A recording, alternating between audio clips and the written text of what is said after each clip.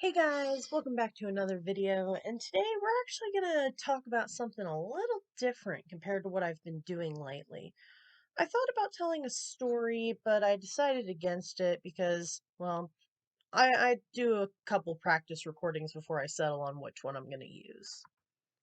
So I saw this post the other day talking about mandatory books, and it was like mandatory books are books you have to read for classes, for school.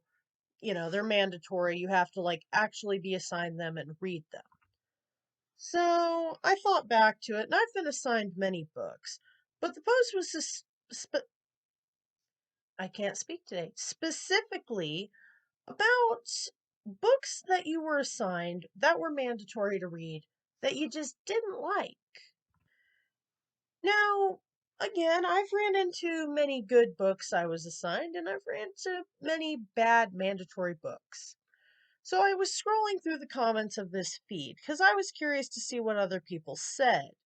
Now, for me personally, there were only two books that specifically I just didn't like, and I'll explain what they are in a bit. So I scrolled through and read. A coworker of mine had commented and said it was A Scarlet Letter, and I asked her about this yesterday when this video came out. It's coming out today. So yesterday I talked to her about it. I'm like, so what was so bad about the book A Scarlet Letter? Now the plot itself sounds good. Okay, this lady commits adultery. All right, Google it.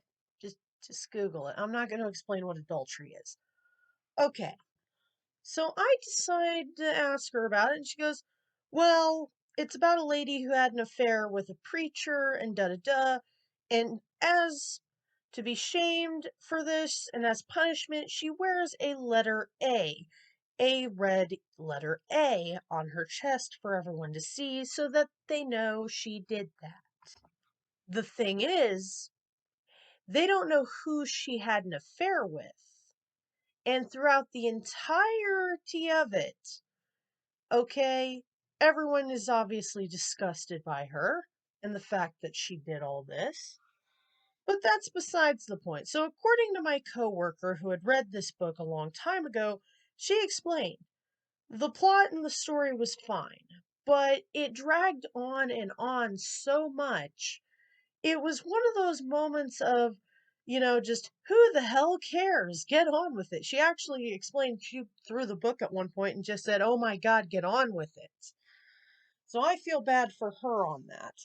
But I think we've had books like that. So, according to her, it was the pacing. And it's the same problem I have with one of the mandatory books I had to read. So, with that in mind, I actually looked and scrolled through more. Moby Dick was another one that many people didn't seem to like. Another coworker of mine actually explained The Catcher in the Rye was not one that he enjoyed. And I saw this one a lot, and it's actually the first book I'm going to mention that I just didn't like. That book was actually the book called To Kill a Mockingbird, and I believe the author was Harper Lee. Now, the problem with To Kill a Mockingbird is quite simple. The plot is good. I like the plot. The plot is very good. The ending is frustrating though. I'm not going to spoil it. But the plot is just very interesting. I like kind of how it goes down. I like the movie was good. I watched the movie. There is a movie for it for those of you who can't sit through the book. And well, it's just the one main problem. It was the same problem my other coworker had with The Scarlet Letter. The pacing. My God, just To Kill a Mockingbird have the worst level of pacing in a book I've ever seen. The thing is, I specifically don't like the pacing. The pacing was terrible. Just, I could not take it. Funny thing is, years before I actually had to read this book, in like fifth grade, my teacher, I believe her name was Miss Lockdoll, she actually tells me, she's like, you're going to run into books that are very boring, that you're going to have a hard time getting through. for one reason or another. And she's like, and she even explained that To Kill a Mockingbird was the book she had trouble getting through. And she explained that it was just boring to her, that she just could not get herself to read through the book.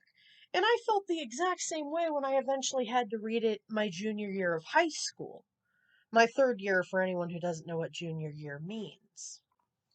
I'm not going to lie. I don't even think I got halfway through the book because I got tired of the pacing.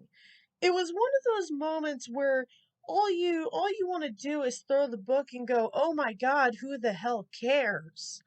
Because there's just so much filler, I feel like, and the pacing is just terrible. It's just not practical, if that makes sense. Like the thing I ended up having to doing, I don't even think I got halfway through it.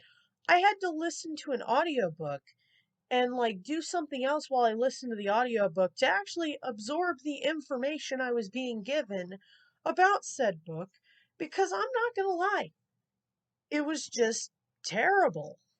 I couldn't handle the pacing. It was too slow. Maybe I'm just maybe it's my short attention span. But no joke. I'm not going to lie, I've been assigned mandatory books many a times.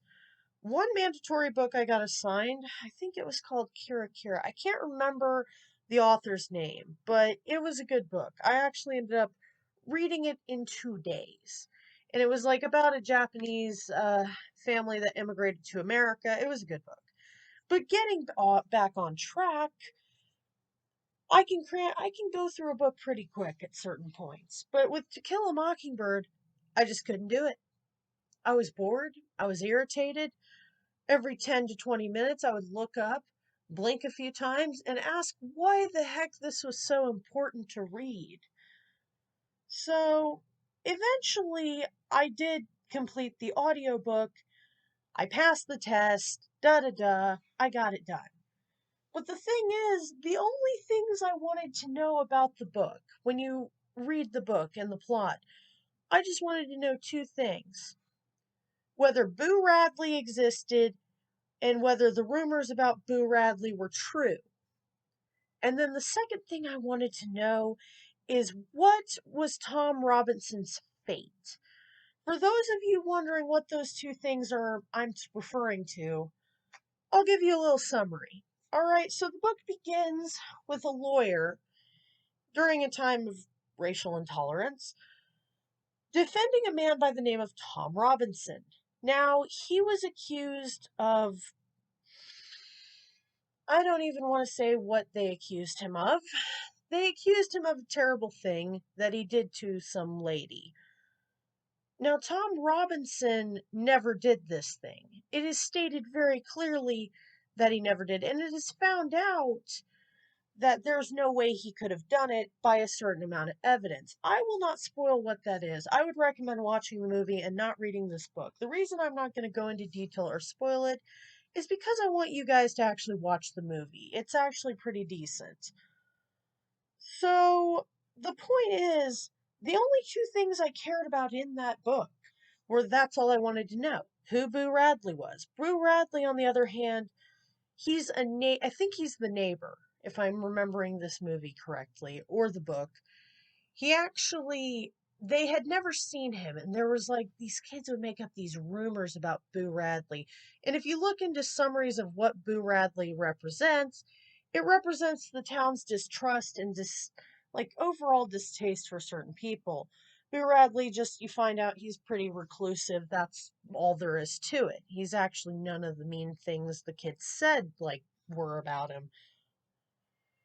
Okay, so my point specifically stands. That was one book I could not get through. No matter how hard I tried, I couldn't force myself to read it. It's like I almost considered failing that portion. I didn't even care. I just wanted my good grades. I just sat there irritated as heck by it. Now, the other half, okay, the other book, and that I did not like, and it wasn't the pacing of it. I had no issue with the pacing. It's mostly not only because I had heard the story many times, but just reading it and all the overall overview of this book just sucked. Now, don't get me wrong. I like Shakespeare. I like A Midsummer Night's Dream, King Lear, Hamlet, all that. That's good. I like those Shakespeare things. And you probably already know what I am referring to in this moment. You know what? Pause the video and comment down below what Shakespeare play I am referring to, if you know it. If you don't, just let me know. Romeo and Juliet. Okay, I don't know why. I've never liked Romeo and Juliet to begin with. I always thought the concept was stupid. And then when I read the play for it, the book slash play, it was even worse than I remember. All right, it was unnecessary. So many unnecessary deaths occur within that book. And the idiot who married Romeo and Juliet, had them married and wed, thought it'd be a great idea.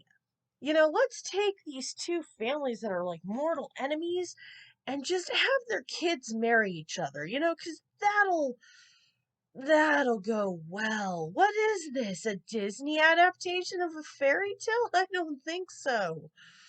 Oh my god. It was annoying. The whole book was and the play was pointless to me. And then what was the other thing? Or I don't know if you remember the movie Thumbelina, but there's a song called Married the Mole, and she's like, and the lady goes, Romeo and Juliet were very much in love when they first wed. They honored every vow, but where are they now? They're dead. Dead. Very, very dead. I'm just like, yes, exactly. And it's not a love story, it's a tragedy. It's horrible. I hated it. My God. Like, it got on my nerves. Okay? I didn't like the book slash play, if you're wanting to go on that. I'm sorry I had to go on this tangent, but there were just a bunch of books I didn't like. And like I said, I read through the comments. The most common books I saw were Moby Dick, The Catcher in the Rye. Several people talked about Romeo and Juliet as well, and then To Kill a Mockingbird was also listed in that.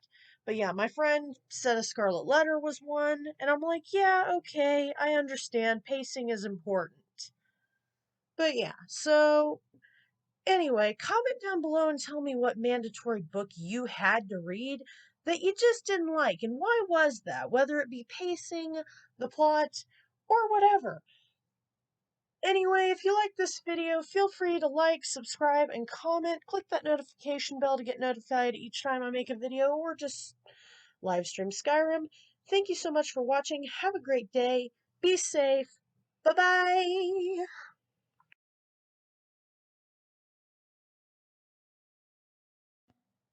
Hey, just a side note actually about this. I'm adding this later on because I just realized I got what Boo Radley represents wrong before anyone starts getting on me in the comments. According to what I googled, symbolically, Boo represents both Scout's childish understanding of the lives of the people around here and also the genuine risk and dangers that face children as they grow up in the world, as well as a ghost-like figure. Boo also symbolizes aspects of the town's past, such as intolerance, inequality, and slavery. Yeah, I just wanted to add that in because listening to that last voice recording I made a mistake, and I'm just not good at editing voice clips right now, so I just wanted to add that in. Anyway, you guys have a great day. Stay safe, stay warm. Bye bye.